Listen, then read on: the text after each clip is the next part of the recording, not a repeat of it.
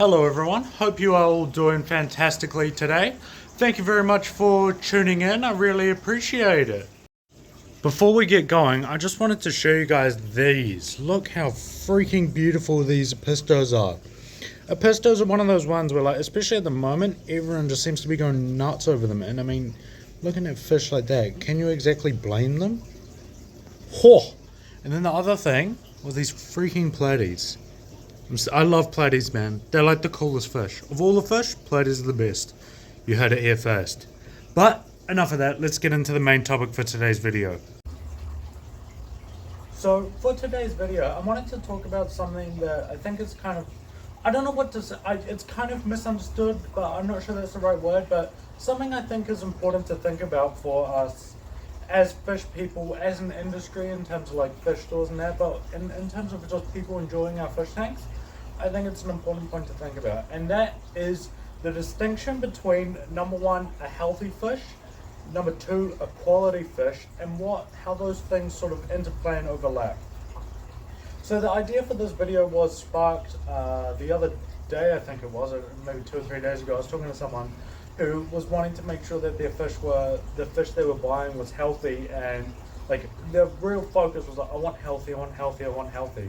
Actually, I lied. I've had like 3 conversations like this, and I think that is fantastic. That's great, but having a healthy, low-quality fish is not what we want. That's kind of what's the saying, like lipstick on a pig, almost. If I don't know if that saying is going to get me cancelled, but I didn't invent that. But like a poor quality fish that's in good health is not what we want. So I think a lot of us in the industry kind of like there's a bit of a movement going on with like fish stores quarantining their fish and that, and I think that's fantastic. No one wants to be getting sick fish, but ensuring you have good quality stock in the first place, livestock, is the most important thing in my opinion. And so yeah, I mean that comes in a lot of different, like there's a lot of different ways to think about this issue, and I want to be very, very clear here. I'm not saying that having good quality sick fish is a good idea. That's obviously a terrible idea. That's not what I'm saying. But I think the quality of the fish is a part of the equation that sort of gets glossed over and forgotten about. And it's all the focus goes on to the health of the fish, if you will. And so there's kind of a few things. So what we'll talk about first is when I say quality fish, what am I talking about? What is Cam on about? Is he full of it? Basically, and yes, I am, but no. So there's a few things that go into it. So like, I think we'll start off here in form, and what we mean by form is like the body shape and all that sort of thing of the fish. So like, is the mouth straight? Is the spine straight? Is the fins how they're supposed to be?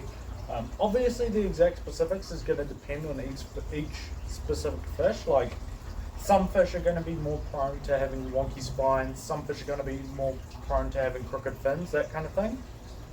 But in general, is the body shape of this fish how it is supposed to be? When we compare it back to wild or whatever. Again, depends on each fish. But is it the body shape right? A lot of times, particularly, so I deal with a lot of African cichlids, so the next thing is like the color and patterns in that. Are they how they're supposed to be? With the Africans, a lot of them will hybridize, so like you get random stripes or like random patches of blue that's not supposed to be there or whatever. And so we're ensuring, is that right? Is it how it's supposed to be? Does it have the right coloration or right pattern for that specific fish? How it's meant to be, etc. So that's kind of the next thing I'm gonna consider.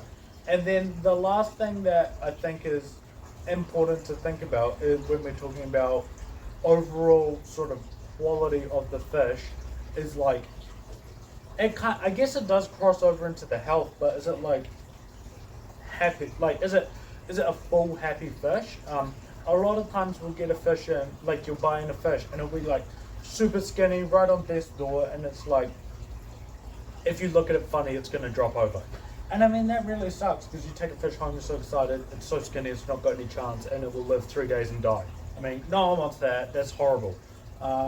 So yeah, but then when we're talking about health of the fish, we're talking about, is it like free of disease, viral disease, bacterial disease, fungus, parasites? Is it beaten up? Is it fat and happy and well fed? All this kind of thing.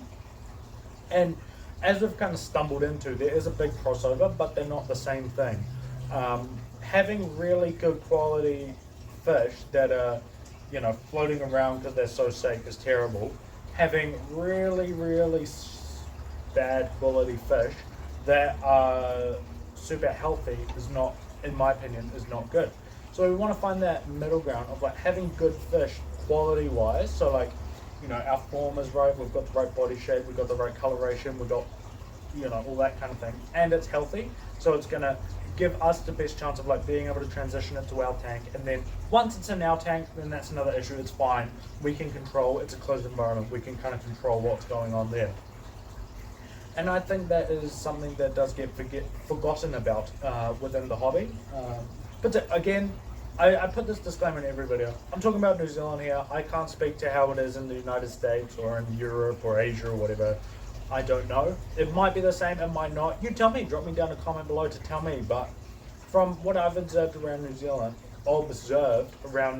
is a lot of time, like, I'm not very specifically not taking shots at anyone.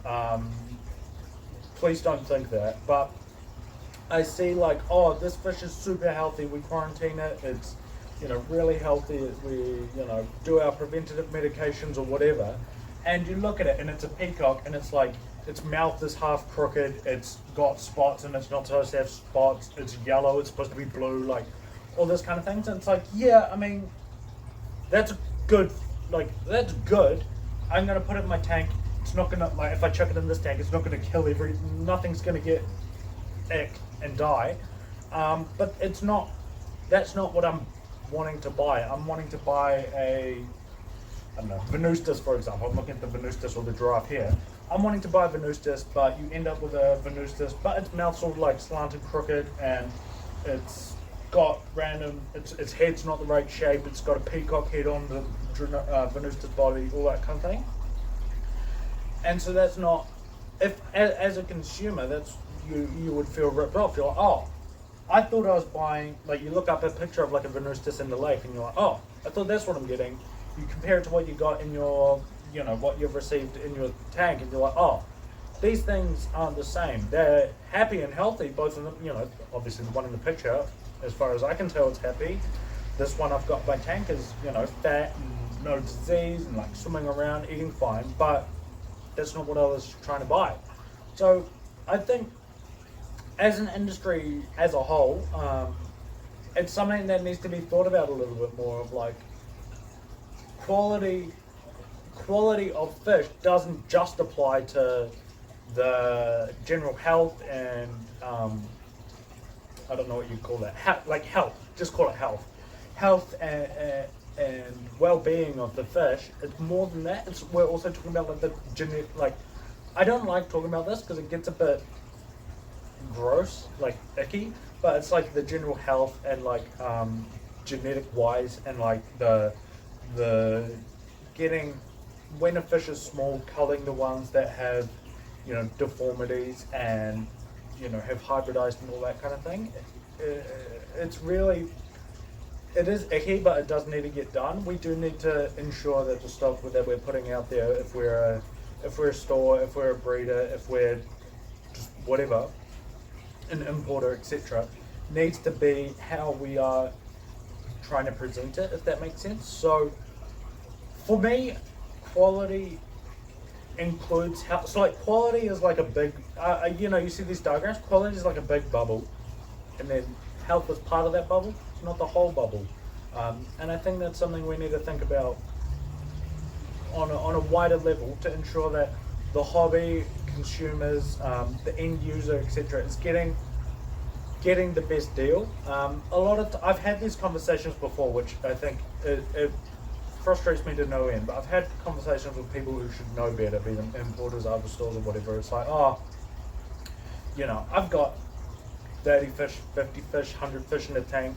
Yeah, I do my best, but I can't really get it done. And it's like, My personal opinion, I don't think that's good enough. Like, of course I have, maybe I've got 50 cherry bulbs in the tank and I've got 3 with crooked spines.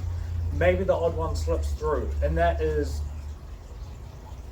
unavoidable. I'm a human, I'm always going to make errors, but that doesn't excuse it, if that makes sense. Like, if I sell a cherry bulb that's got a crooked spine and someone comes back to me like, oh, you're selling this cherry bulb, but I look at, a good cherry bulb and this cherry bulb and they're not even close, then